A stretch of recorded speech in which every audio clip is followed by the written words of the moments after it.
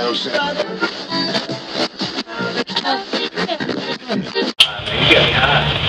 me too. I'm there with you.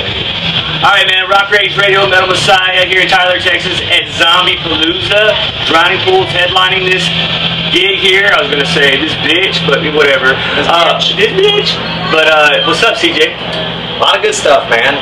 We just kicked off the tour. We're doing a 13-year Sinner re-release anniversary of our first record. And with that, we have a second CD. It's got a lot of bonus stuff, a lot of old demos we did before the Sinner record, and a lot of unreleased material with Dave Williams on it. So we're kicking it off here. Clicks is like a second home. Tyler, Texas, not that far from Dallas. Right. Friends and family out here. So yeah, man, just getting it going. I'm out in the trailer putting all the merch together. And I'm just out here kicking it with him, you know. Yeah, kicking it. I got cotton mouth, put it that way. But hey, you guys being from, you know, the Dallas area and stuff, was you friends with Pantera? Like, you didn't ever... We're really good friends with Pantera. Oh, really? Because of Dave Williams, how I met Diamond Vinny. He was already good friends with those guys. Mike and I moved here, got started in '96 is when we started. And funny story with that, first time I ever met Dimebag Darrell and Vinny Paul, you know, it was right after Dave started singing in the band, and we're playing at this club out in Fort Worth, and he starts acting, Dave's acting really weird, and he's like, Diamond Vinny coming out tonight. I'm like, oh cool, it's, no man, old down Power Bucks, man, and I haven't called him back, and he's like, I think he's gonna beat my ass, you know, he was all worried about the situation, and that's crazy. Right, so we come to find out, you know, Diamond Vinny show up, and I see him, and Dave's in the back freaking out, and so I just walked up to him there at the bar, of course. It's like, I just want to say, you know, I'm CJ Example, thanks, you know, for coming out, and all that, you know, if you guys, you know, plan on beating Dave's ass for $500, at least wait till after the show. And they started cracking up laughing, dude, he didn't give it, I mean, shit about that, you know. They probably gave hell a little bit about it, didn't they? Like, razz you a little bit, maybe? Yeah, that was just Dave, man.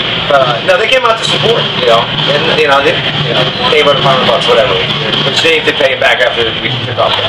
But no, they came there to support, man. They're really good friends. I got to spend a lot of time with Dime.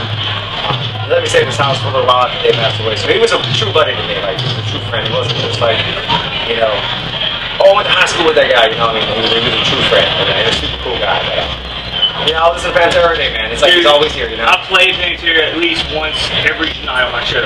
I mean, that's just a given. That's just going to happen. Part of my day. Exactly. Get through my day, so I guess. There's going to be a Pantera song played every day on this station. I'm going to make sure of it. So it's just one of those things that's something weird about it.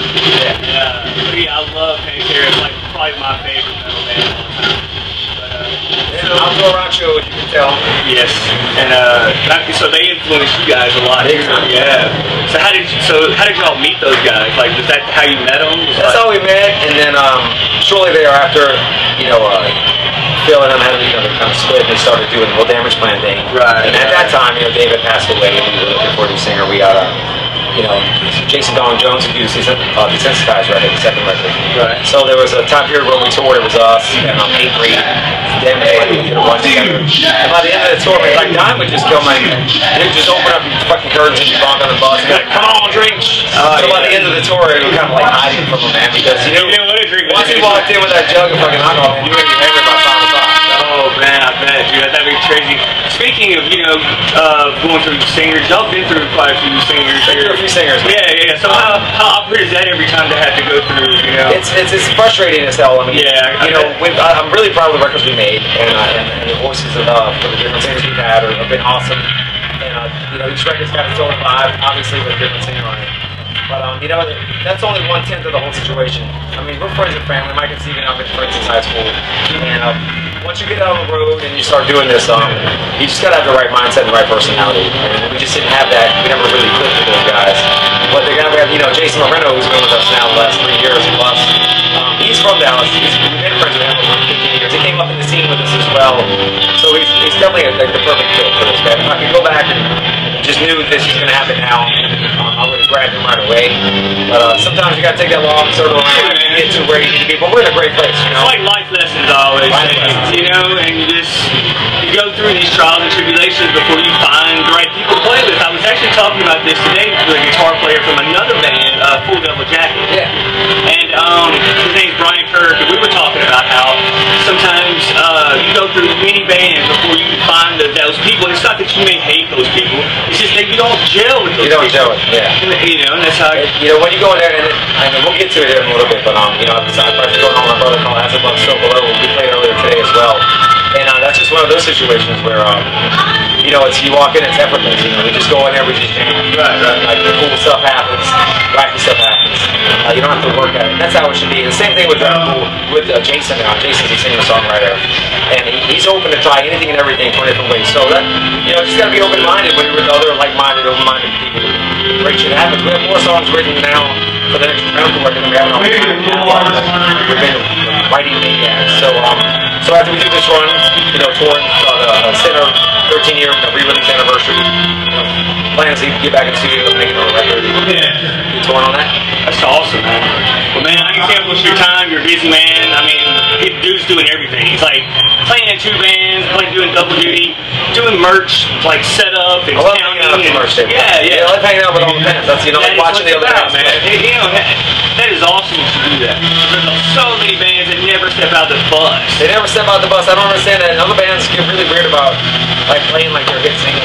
Like, oh, I don't want to play that song anymore. Well, that's what they came why, for. dude? I love That's how this was paying your gas, probably. But on top of it, it's your music. Like, I love Let the Body Speak for me. I'll play 20 songs tonight if you want. It's an anthem, though. Yeah, you know, it's just like, I love it.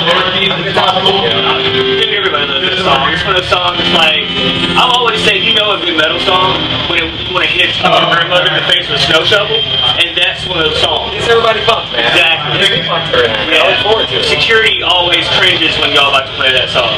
They do, man. It never fails, whether there's 2 people or 20,000 people. Every time we play that song, everybody goes nuts. You know, I'm feeling it when I'm playing it, and everybody else is feeling it. You know, it's just awesome. Yeah, I bet, man. Did you see it tonight? Oh, yeah. So, anyway, thanks for coming out today. Thank you for listening. Man. It's been a pleasure, man. It's Metal Messiah, Rock Rage Radio with the worship service, and we're out.